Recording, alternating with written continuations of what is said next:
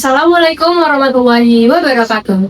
Halo teman-teman semuanya, kembali lagi di podcast Refleksi Tauhid dan Ekoteologi bareng aku Maisa Clarissa Data Dan aku, Taya Adaya. Kali ini kita bakal ngobrol santai tapi penuh makna tentang keberang sebagai amal soleh, iman dalam aksi nyata. Yap, jadi kadang kita tuh gak sadar kalau misalnya kayak memilah sampah atau mendaur ulang itu bisa jadi bagian dari ibadah loh. Nah, makanya kali ini kita hadirkan dua narasumber keren, yaitu Kak Al yang bakal bantu kita mengajari sisi ajaran Islam, dan Kak Eldo yang bakal cerita soal praktik dan contoh nyata daur ulang.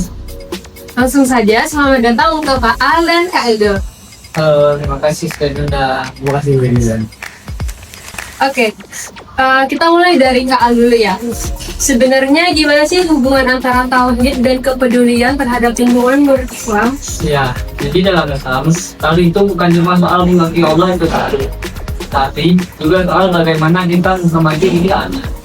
Dalam Quran surat Al-A'raf ayat 56, Allah berfirman, dan janganlah kamu membuat pusaka di muka bumi setelah Allah memperbaikinya. Artinya, kita punya tanggung jawab menjaga bumi sebagai bentuk keimanan dan rasa syukur kita kepada Allah. Berarti kalau kita care sama lingkungan, buang sampah sembarangan misalnya, itu bisa termasuk bentuk kurang bersyukur ya Kak Al? Betul banget, karena bumi ini aman dari Allah. Kalau kita rusak, sama aja kita mengabaikan amanah dari Allah. Nah, kalau dikaitkan dengan amal soleh, gimana daur ulang itu bisa masuk ke dalamnya? Dalam Islam, amal soleh itu semua perbuatan baik yang diniatkan kata Allah. Rasulullah Shallallahu Alaihi Wasallam bersabda, kebersihan adalah bagian dari iman. Jadi, kalau kita mendaur ulang dengan niat menjaga ciptaan Allah, itu bisa jadi pahala ibadah dan buat kita. Masya Allah. Sekarang kita ke Kak Aldo nih. Kamu kan aktif banget ya di kegiatan lingkungan. Bisa ceritain contoh nyata nggak daur ulang yang pernah kamu lakuin? Ya, jadi kita sama teman-teman mahasiswa kita juga kita bergerak di bidang ini ada ulang juga. Kita punya gerakan yang namanya sampah jadi berkah. Jadi kita kumpulin berbagai plastik, kita daur ulang, kita bina jadikan produk lima pot, bisa jadi kotak pensil juga. Lalu kita jual, keuntungannya kita sumbangin kepada anak yatim.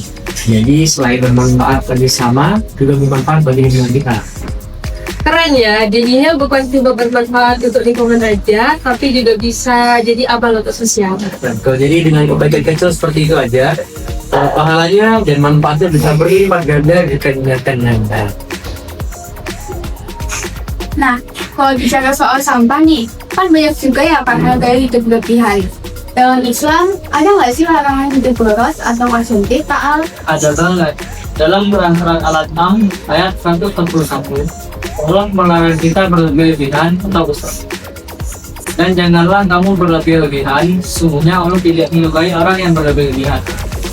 Jadi, konsep reduce, reuse, cycle itu sebenarnya sejalan dengan konsep Islam tentang kesederhanaan.